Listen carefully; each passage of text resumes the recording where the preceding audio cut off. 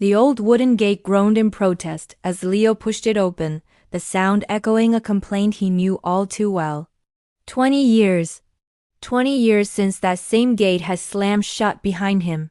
The angry shouts of his family chasing him down the dusty lane. He'd been young, foolish, and had made a mistake that cost him everything. "Don't you ever come back?" his father had roared, his mother's silent tears a deeper wound than any harsh word. The memory was as vivid as the peeling paint on the house before him.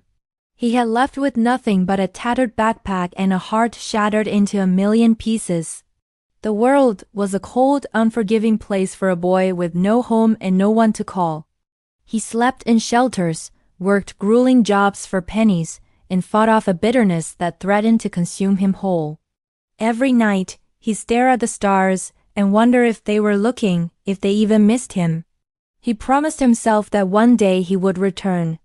Not as the failure they cast out, but as a success they couldn't ignore. He would buy the biggest house, drive the fanciest car, and show them exactly what they had lost. Revenge was the fuel that kept him going through the darkest nights. And for a while it worked. Leo was smart and relentless. He saved every dollar, learned every trade he could, and slowly, painstakingly built a life for himself.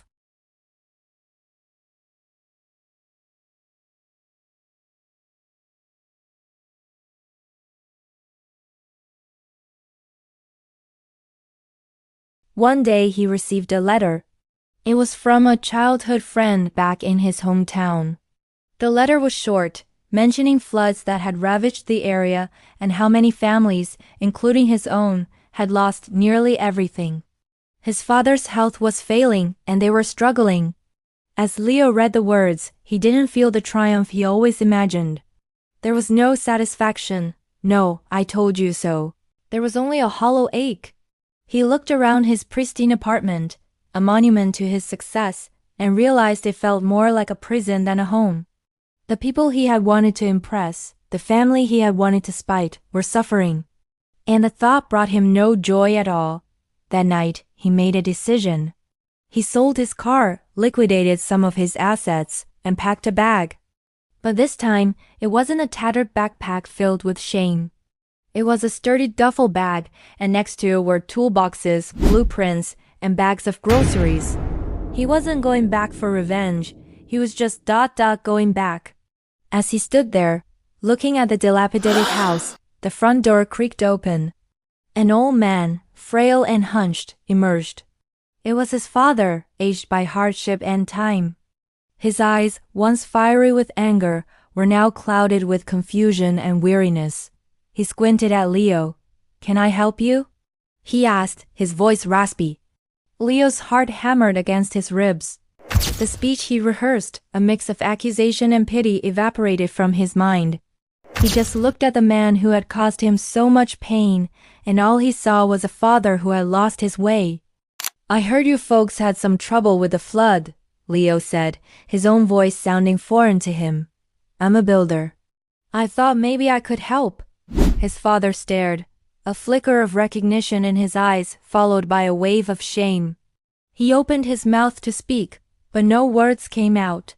Just then, his mother appeared in the doorway. She gasped, her hand flying to her mouth.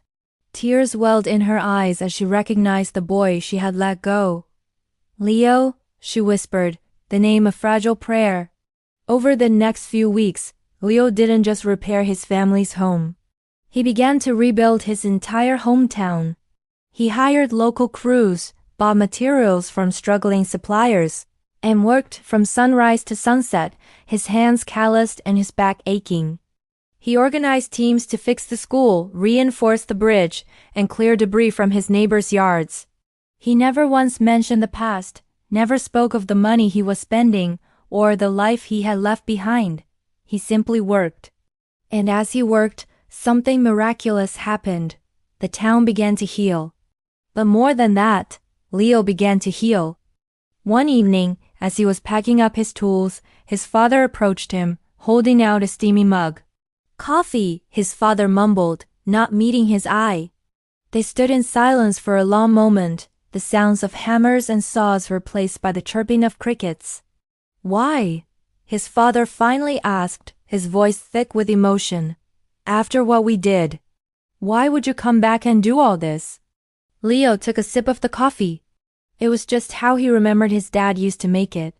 He looked at the half-rebuilt house, at the lights twinkling on in the neighbors' homes down the street, and a genuine smile touched his lips for the first time in years.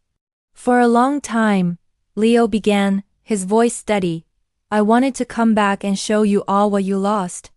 I wanted you to regret kicking me out. But when I got here, I realized I wasn't the only one who had lost something. We all did, anger. It's a heavy thing to carry, Dad. It doesn't build anything. It just burns. He turned to face his father, whose eyes were now shimmering with unshed tears. I didn't come back to show you who I became. I came back to remember who I was. And to help us all become a family again. Forgiveness is lighter than revenge. It lets you build again. His father finally broke, wrapping his arms around his son in a hug 20 years overdue. He sobbed into Leo's shoulder, decades of pride and regret washing away. In that moment, under the quiet country stars, a house was being rebuilt, but a home was being restored. The man who was kicked out had returned not as a king to claim a throne, but as a son to teach a forgotten lesson. The greatest victory isn't revenge, but the grace to forgive and the strength to rebuild together. Thank you so much for watching. If this story touched your heart, please consider liking this video and subscribing to our channel for more inspiring content. We'll see you in the next one.